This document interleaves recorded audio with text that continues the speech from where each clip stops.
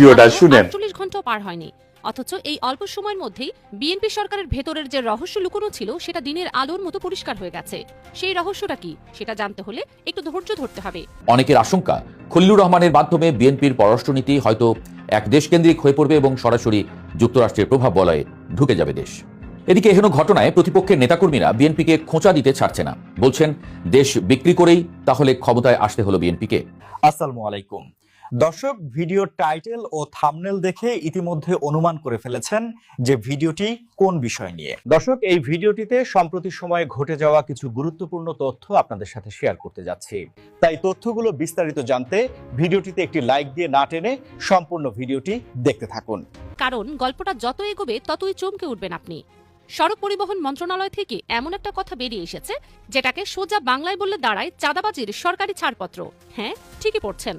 সড়কে সমঝোতার ভিত্তিতে টাকা নেওয়াকে চাঁদাবাজি বলা যাবে না বলে জানিয়ে দিয়েছে বিএনপি সরকারের সড়ক পরিবহন মন্ত্রণালয়। তাদের যুক্তি অনুযায়ী বাধ্য করে টাকা নিলে সেটা চাঁদাবাজি, কিন্তু সমঝোতার ভিত্তিতে নিলে সেটা চাঁদা না। এই কথাটা যখন প্রথম কানে এলো তখন মনে হলো ভুল শুনছি, কিন্তু না, ভুল শোনা হয়নি।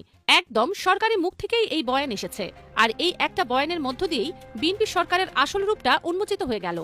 রাষ্ট্রীয় পৃষ্ঠপোষকতায় সরকারি সিলমোহর মেরে চাঁদাবাজিকে একটা আইনি কাঠামো দেওয়ার চেষ্টা চলছে। সেটা সাধারণ চোখে ধরা পড়ে না, কিন্তু একটু গভীরে গেলেই বোঝা যায়। তবে এখানে একটা বড় চমক অপেক্ষা করছে। এই রবিউল, এই ধরনের নেতারা, এদের মন্ত্রিত্ব বেশি দিন টিকবে না। তারেক রহমান দিয়ে দেবেন মন্ত্রিসভা থেকে। শুধু এদেরকে না, আরো অনেককে। সামনে আরো অনেক অনেক নাটক দেখতে পাবে মানুষ। ডক্টর খলিলুর রহমানকে মনে আছে? অন্তর্বর্তীকালীন সরকারের সময়ে তার ভূমিকা দেখেছেন। এরকম আরো অনেক চরিত্র আসবে। ইউনুস কোটায় ঢুকবে অনেক মানুষ।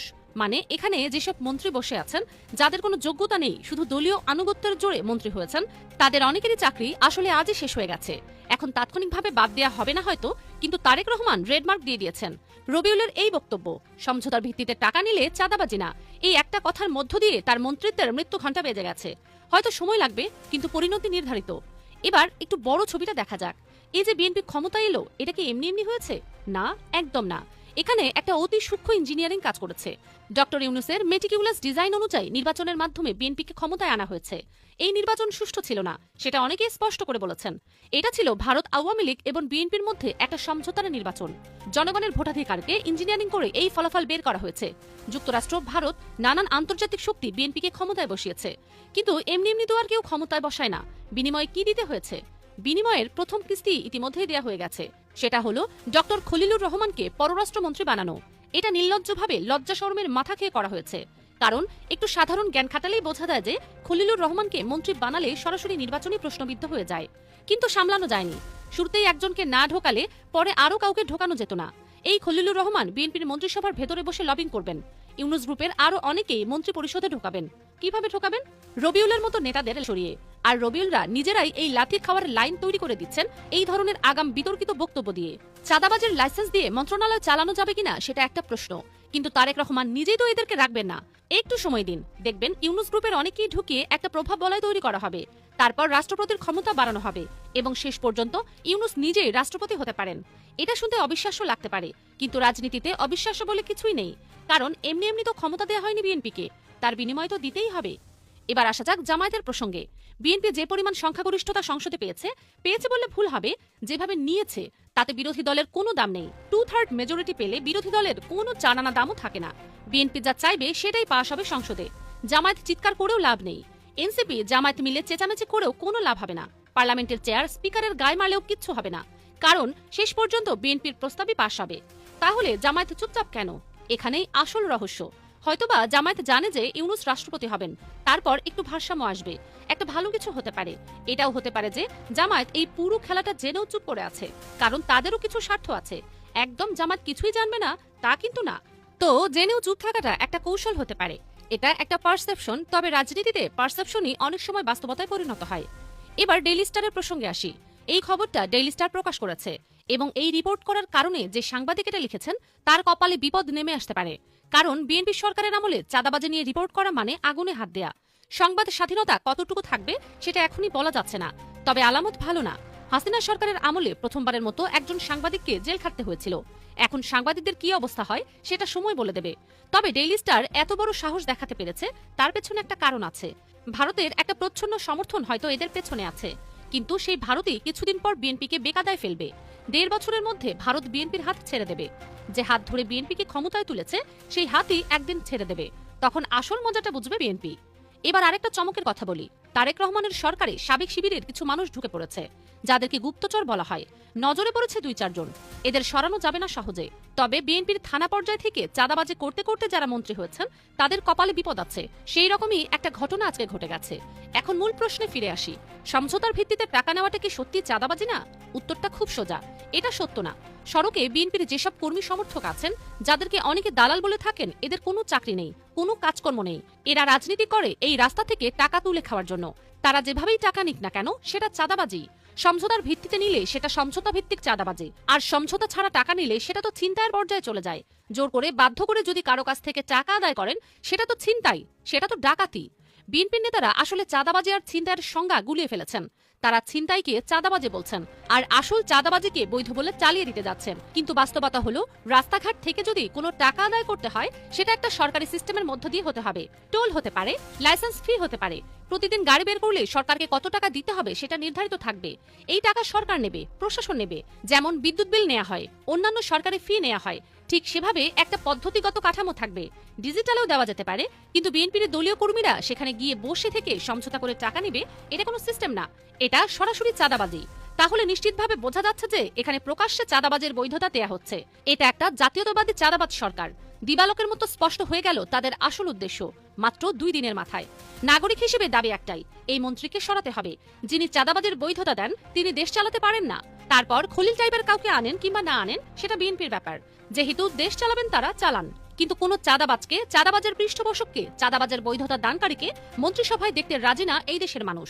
এটা সর্বপ্রথম দাবি হিসেবে উত্থাপিত হলো। বাকিটা সময় বলে দেবে। তবে সামনের দিনগুলোতে আরো অনেক নাটক অপেক্ষা করছে। খলিলুর রহমান নাটক তো দেখা হয়ে গেছে, এরকম আরো অনেক রহমান নাটক সামনে আসবে, অপেক্ষায় থাকুন।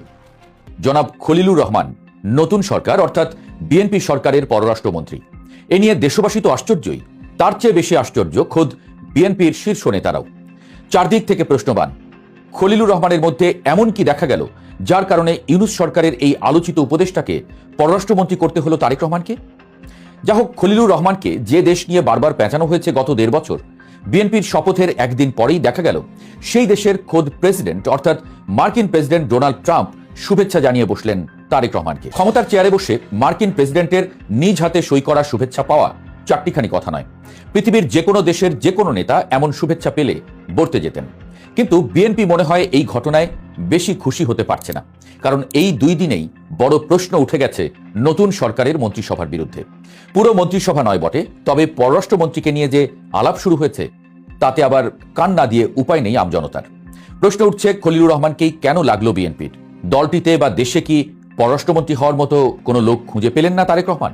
বিএনপির জন্য কেন এত গুরুত্বপূর্ণ আসলে খলিলুর রহমান? মূল বিশ্লেষণে যাওয়ার আগে কিছু পেছনে ঘুরে আসি চলেন।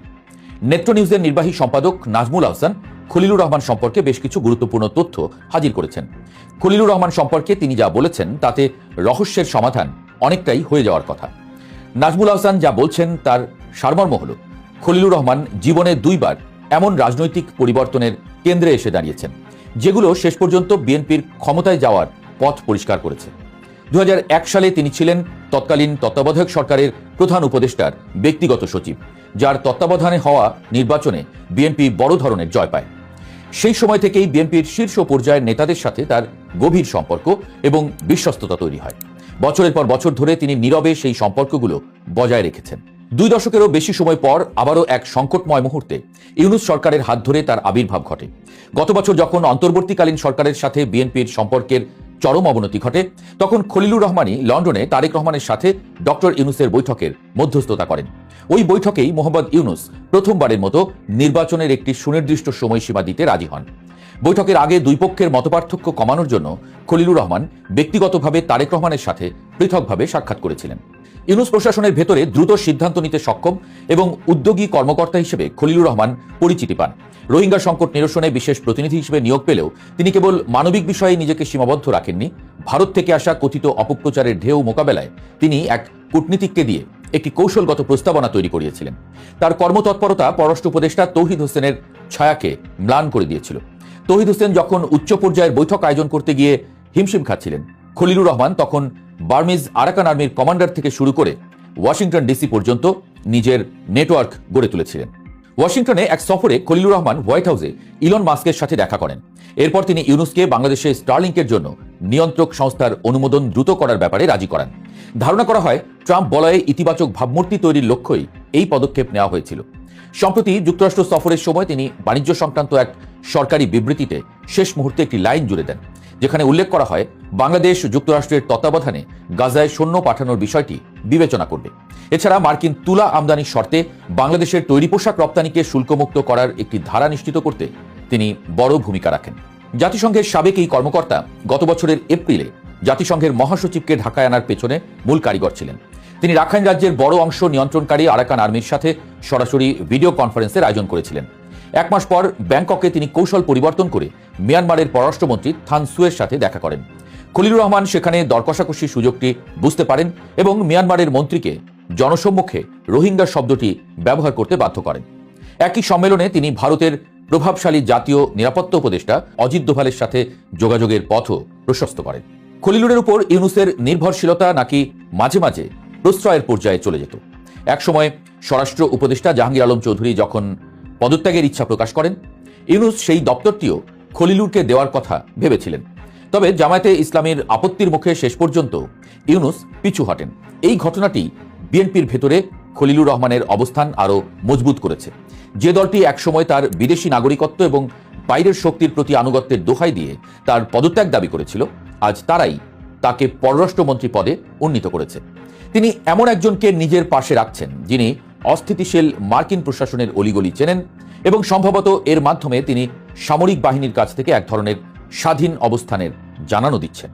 অর্থাৎ বিএনপির সাথে খলিলুর রহমানের সম্পর্ক বেশ পুরনো এবং দলটির উপকারী বন্ধুও তিনি। তারেক রহমান হয়তো সেই সম্পর্কে আস্থাও রেখেছেন, কিন্তু তাতে আলোচনা কিন্তু থামছে না। উল্টো ডোনাল্ড ট্রাম্পের শুভেচ্ছা বার্তা যেন আলাপে আরও ঘি ঢেলে দিয়েছে। বিএনপি সরকারে গুরুত্বপূর্ণ পররাষ্ট্র মন্ত্রণালয়ের দায়িত্ব পাওয়ায় খোদ দলটির নেতাকর্মীরাই অবাক হয়েছেন, যেটি আগেই উল্লেখ করেছিলাম। এর সমালোচনা করেছে বিরোধী দলও। বিএনপি নেতাদের কেউ কেউ বলছেন খলিলুর রহমানকে পররাষ্ট্রমন্ত্রী করার বিষয়টি তাদের জন্য বিব্রতকর এবং অস্বস্তিকর হয়েছে। জুলাই গণ অভ্যুত্থানে আওয়ামী লীগের দীর্ঘ শাসনের পতনের পর গত 12 ফেব্রুয়ারি অনুষ্ঠিত প্রথম জাতীয় সংসদ নির্বাচনে বিএনপি নিরঙ্কুশ সংখ্যাগরিষ্ঠতা পেয়ে সরকার গঠন করেছে। নির্বাচিত এই সরকারের মন্ত্রিসভায় খলিলুর রহমানের নাম আলোচনায় আসে একেবারে শেষ মুহূর্তে। দলটির নীতি নির্ধারণী পর্যায়ের একাধিক নেতা জানিয়েছেন খলিলুর রহমান যে মন্ত্রী হচ্ছেন তা তাদের ধারণাতেই ছিল না। অথচ অন্তর্বর্তী সরকারের সময় এই খলিলুর রহমানের নাগরিকত্ব এবং তার বিভিন্ন কর্মকাণ্ড নিয়ে বিএনপি সবচেয়ে বেশি সোচ্চার ছিল। খলিলুর রহমান অবশ্য এই বিতর্কের জবাবে বলেছেন তিনি জোর করে মন্ত্রিসভায় যাননি। কিন্তু প্রশ্ন থেকেই যায়, কেন তাকেই বেছে নেওয়া হলো? বিএনপির শীর্ষ পর্যায় থেকে যুক্তি দেওয়া হচ্ছে যে বর্তমান জটিল ভূরাজনীতিতে যুক্তরাষ্ট্র, চীন এবং ভারতের সঙ্গে ভারসাম্য রক্ষার জন্য তার মতো একজন পেশাদার এবং দক্ষ কূটনীতিক প্রয়োজন। তবে নেপথ্যের গল্প বলছে ভিন্ন কথা। গত বছরের জুন মাসে লন্ডনে তারেক রহমানের সাথে ডক্টর ইউনূসের যে বৈঠক হয়েছিল, সেখানে খলিলুর রহমান উপস্থিত ছিলেন এবং সেই বৈঠকের মাধ্যমে তিনি বিএনপির সঙ্গে পুরনো সম্পর্ক ঝালাই করে নেন। অনেকে মনে করছেন অন্তর্বর্তী সরকারের থেকেই তিনি নির্বাচনের পথ প্রশস্ত করার ক্ষেত্রে বিএনপির অনুকূলে ভূমিকা রেখেছেন। যুক্তরাষ্ট্রের সাথে গত 9 ফেব্রুয়ারি স্বাক্ষরিত বাণিজ্য চুক্তিটি নিয়েও ব্যাপক বিতর্ক রয়েছে। অনেকে মনে করছেন এই চুক্তিতে দেশের স্বার্থ জলাঞ্জলি দেওয়া হয়েছে এবং এটি সরাসরি চীনকে টার্গেট করে করা হয়েছে। এই চুক্তির পেছনেও খলিলুর রহমানের ভূমিকা ছিল প্রধান। ফলে অনেকের আশঙ্কা খলিলুর রহমানের মাধ্যমে বিএনপির পররাষ্ট্রনীতি হয়তো এক দেশকেন্দ্রিক হয়ে পড়বে এবং সরাসরি যুক্তরাষ্ট্রের প্রভাব বলয়ে ঢুকে যাবে দেশ। এদিকে এহেন ঘটনায় প্রতিপক্ষের নেতাকর্মীরা বিএনপিকে খোঁচা দিতে ছাড়ছে না। বলছেন দেশ বিক্রি করেই তাহলে ক্ষমতায় আসতে হলো বিএনপিকে। আওয়ামী লীগকে তো বলা হতো ভারতের দাস, তাহলে কি বিএনপিকে এখন আমেরিকার দাস বলার সময় এলো? আমরা অবশ্য এমনটা বলছি না। দেশ বিক্রি করার দুঃসাহস বিএনপি দেখাবে এমন আশঙ্কাও করছি না, এসবের প্রমাণও নেই। ওদিকে খলিলুর রহমান পররাষ্ট্রমন্ত্রী হিসেবে যাত্রার প্রথম দিনে বলেছেন তিনি প্রেসিডেন্ট জিয়ার পররাষ্ট্রনীতি অনুযায়ী এগোবেন এবং বাংলাদেশের স্বার্থ নিশ্চিত করবেন। এখন দেখার বিষয় ট্রাম্পের শুভেচ্ছা আর খলিলুরের কূটনীতি শেষ পর্যন্ত বাংলাদেশকে আসলে কোন গন্তব্যে নিয়ে যায়। নানান সংঘাত পেরিয়ে কিছুটা বিশ্রাম নিচ্ছে বাংলাদেশ। কয়টা দিন একটু বিশ্রাম নিক না বেচারা। দর্শক, এই ভিডিওতে আপনাদের সাথে সম্প্রতি সময়ে ঘটে যাওয়া কিছু গুরুত্বপূর্ণ তথ্য শেয়ার করা হলো। এই সম্পর্কে আপনার গুরুত্বপূর্ণ মতামত আমাদের কমেন্ট বক্সে জানিয়ে দিতে পারেন আর ভিডিওতে একটি লাইক দিয়ে আপনার বন্ধুদের সাথে শেয়ার করতে পারেন। এখনকার জন্য বিদায় নিচ্ছি। আল্লাহ হাফেজ। দর্শক, এই ভিডিওতে আপনাদের সাথে সম্প্রতি সময়ে ঘটে যাওয়া কিছু গুরুত্বপূর্ণ তথ্য শেয়ার করা হলো। এই সম্পর্কে আপনার গুরুত্বপূর্ণ মতামত আমাদের কমেন্ট বক্সে জানিয়ে দিতে পারেন আর ভিডিওতে একটি লাইক দিয়ে আপনার বন্ধুদের সাথে শেয়ার